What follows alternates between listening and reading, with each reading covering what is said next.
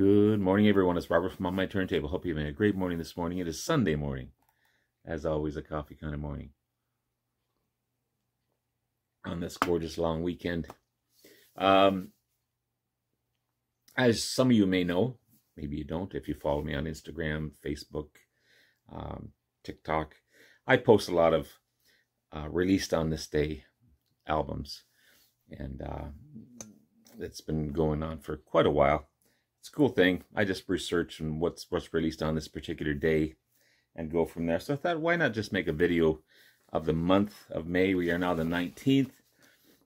So I chose 10 albums released May between 1966 and 1970. Just chose those years randomly. I could have gone on in a list, but I thought I'll stop it at 10. Time-wise, everything else, but some great albums released in May. Between 1966 and 1970. So that's what I'm going to show you today. Starting off with this iconic album. It was recently part of my survey. Which album is better between this one and Sgt. Pepper's Lonely Hearts Club Band? In my opinion, Sgt. Pepper's won out. As most people's opinion, I can't recall the exact percentages. But a lot of people chose this album as one of their favorites as well. And it is one of the most iconic albums of all time. This is the Beach Boys' Pet Sounds, released May 16th, 1966. Imagine the 11th studio album already in 1966 by this band, the Beach Boys. There's the back cover. I only have a CD version. One day, maybe, I'll get the vinyl. It's on the Capitol label. Okay. Pretty much a Brian Wilson solo album, in my opinion. Has a lot of tension in the band at this point. I don't know whether it added to the mystique of the album or not. I really don't know. But after a slow start upon release, it didn't really do all that great upon release. Again, it became one of the most iconic albums of all time. 4 singles off the album: Carolina No, Sloop John B, Wouldn't It Be Nice, God Only Knows. I just found it didn't hold up as well as Sgt. Pepper's. Sgt. Pepper's always sounds fresh and bright and brilliant. And this one here, just a lot of Wilson songs just kind of sound the same. He just uses that one formula throughout his tracks. I know a lot of people praise this, and I'm not putting it down. But anyway, May 16th, 1966 release of the Pet Sounds by the Beach Boys. Sorry, Pet Sounds by the Beach Boys. Not the Pet Sounds. Kind of a wanky cover too. Kind of hokey. But again, I'm not putting the album down. This is one of my most favorite debut albums of all time. It's brilliant. It's amazing. This is the US cover. This is the Jimi Hendrix Experience. Are You Experienced? Okay. This is a brilliant album, as I said. May 12th, 1967. Again, way back in the 60s, these were fantastic albums being put out. One of the greatest debuts of all time, in my opinion. Combination of psychedelic rock, hard rock, acid rock, and blues. In 2000, it was ranked number 63 of the top 1,000 albums of all time, which is definitely deserving. You've got Foxy Lady, Manic Depression, Hey Joe, The Wind Cries Mary, Are You Experienced, the title track. Just an excellent album. It sounds amazing. Okay. And so happy to have this in my collection. So that is May 12th, 1967. Put you over here. Speaking of Sgt. Pepper's. Okay. May 26th, coming up, 1967. The 8th album by the Beatles. One of the earlier concept albums of its day. This is so good. So good. This goes between, there's the boys there. This goes between Revolver, Let It Be, pardon me, Rubber Soul, this one. Any one that could be number one, in my opinion, at any time. But this is definitely up there as far as one of the greatest albums of all time. After Paul heard Pet Sounds by the Beach Boys, he loved the harmony structures. He loved how the album was put together, the production. And he thought, I think the Beatles can do better, which, in my opinion, they did. It's held up against Pet Sounds. It definitely held up as far as the sound quality. 27 weeks at number 1, 4 Grammys. Best album of all time out of the top 1,000 albums. 32 million copies released. Or sorry, sold. Yeah. What can you say about this? It's fantastic. Fantastic stuff. So that is May 12th, 1967. We're going to go up to 1968 now. Oh, sorry, I have a CD version of this one as well. Okay. I don't listen to the CD version much, but I'm still glad I have it in my collection. Sounds pretty good. It's on the Parlophone label. Yeah. This is the anniversary edition. It's got, I thought it had some bonus tracks in here, but it doesn't. Just sounds good. Just sounds good. Johnny Cash at Folsom Prison. An amazing live album. May 6th, 1969. First live album by Johnny Cash. This is on the CBS label. After he released Folsom Prison Blues, his big hit, he wanted to record an album at a prison. So he chose Folsom Prison, obviously, for 2 nights. I don't have the I don't have the other live performance. I need to get that one day.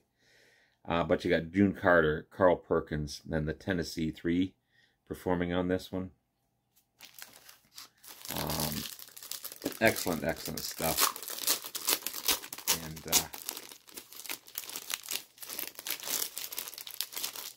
what do you got on here? You got Folsom Prison Blues, Dark as the Dungeon, I Still Miss Someone, Cocaine Blues, 25 Minutes to Go, Orange Blossom Special, The Long Black Veil, Send a Picture of Mother, The Wall, Dirty Old Egg-Sucking Dog, Flushing from Your Bathroom of Your Heart, Jackson with June Carter, Give My Love to Rose with June Carter, I Got Stripes, Green, Green Grass of Home, and Greystone Chapel.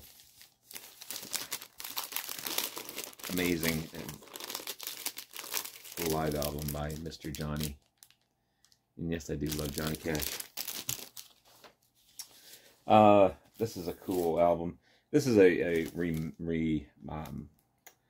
remastered version. The original was just looked like a tin of tobacco. This is the Small Faces and Ogden's Nut Gone Flake. Again, the original was just the tin. I've yet to see that anywhere. This was released on the Immediate label. But yeah, this is a remarkable. This is the original mono mix of the 1968 classic album. So this one was released May 24th, 1968, coming up soon. Small Faces, remarkable. Featuring the late, great Steve Marriott, lead vocals, all guitars, piano, harmonica, multi-instrumentalist. You got Ronnie Lane on bass guitar, and lead vocals on some of the tracks. Ian McLaughlin, keyboards, piano, guitars, bass. Again, all these guys are multi-instrumentalists. And Kenny Jones, who went on to play with The Who on drums as well. This one's produced by Glyn Johns. I've heard that name before. But yeah, it's a great, great album. Sounds awesome. The back cover. And 180 gram vinyl. One of my favorites. By the Small Faces. Of course, Steve Marriott would go on to be in Humble Pie. And the rest is history on that one as well. But great, great album. May 24th, 1968. This one here, this is May 1st, 1969. From this awesome box set. This is Miss Joni Mitchell, the Reprise albums, 1968 to 1971. And her album, where is it here? This one here, I think. This is Clouds. This has all been remastered. It sounds wonderful. I love the little inner sleeves they give you. Again, this is on the Reprise Records label. This is her second album. Again, May 1st, 1969. She's not only one of the greatest Canadian artists, she's also one of the greatest international artists, for sure. Still going strong today in her 80s. She produced most of the album, and she did a self-portrait of herself, featuring that flower, which is the Saskatchewan province official flower. Saskatchewan, of course, about the middle of Canada, one of the provinces in Canada. I live in Ontario province. Yeah, Saskatchewan is kind of right in the middle of Canada. Songs about other topics, but mostly about lovers. Huge hit, both sides now on this one. Stephen Stills from Crosby, Stills and Nash plays bass on this one as well. There was quite a...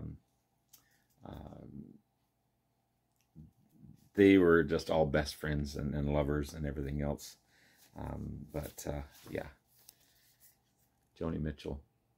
Clouds. May 1st, 1969 release. Again, as I said, wonderful albums released in May. Speaking of Crosby, Stills, and Nash, it's the debut album by Crosby, Stills, and Nash, minus Neil Young, which would come very, very soon. May 29th, 1969. Of course, you got David Crosby, amazing singer, guitarist. Stephen Stills, amazing artist, amazing lead guitarist, again, guitarist, and Graham Nash, beautiful harmonies. He also plays guitar as well. But between the three, the excellent harmonies, kind of a super group. Yeah, you got two big singles off of this one, Marrakesh Express and Sweet Judy Blue Eyes, off of this great debut. You got Sweet Judy Blue Eyes, Marrakesh Express, two big hits right off the bat. Guinevere, You Don't Have to Cry, Pre-Road Downs, Wooden Ships, Lady of the Island, Helplessly Hoping, Long Time Gone, and Bye Bye Blues. This one is on the Atlantic. You don't see the Atlantic album in a, label in a red label too often, but yeah. May 29th, 1969. Cool stuff. Then you have Traffic. This is Last Exit, May 29th, 1969. The third album by Traffic, kind of the final album as well. This is a combination of a collection of odds and ends. So side one is A-sides and B-sides, previously released. And then the second is taken off live shows at the Fillmore Auditorium in March of 1968. This is the UK cover of the album. Okay. This is a gatefold as well.